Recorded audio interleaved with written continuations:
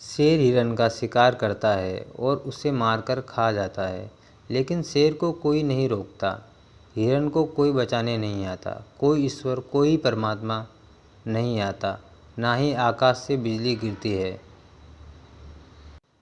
हिरन को बचाने के लिए। तो सत्य क्या है? एक के लिए सही तो दूसरे के लिए गलत क्यों? लेकिन हो वही रहा है, क्रिया वही है।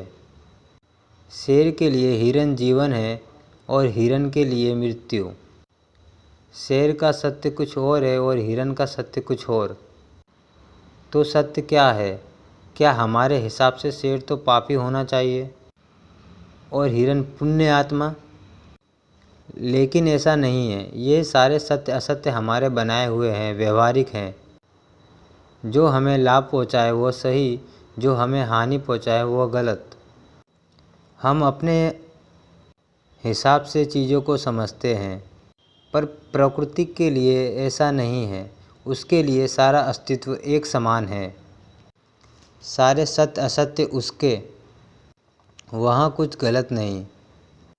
वहाँ शेर भी उसका, हिरन भी उसका, जन्म भी उसकी, मृत्यु भी उसकी, पाप भी उसका, पुण्य भी उसका।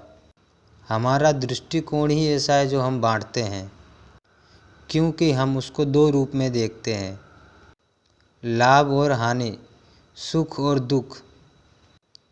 लेकिन अस्तित्व में गलत हो ही नहीं सकता। जो हो रहा है सही हो रहा है। सत्य असत्य हमारी भ्रांति है। सारे शब्द हमारे बनाए हुए हैं। यहाँ किसी चीज़ का कोई नाम नहीं।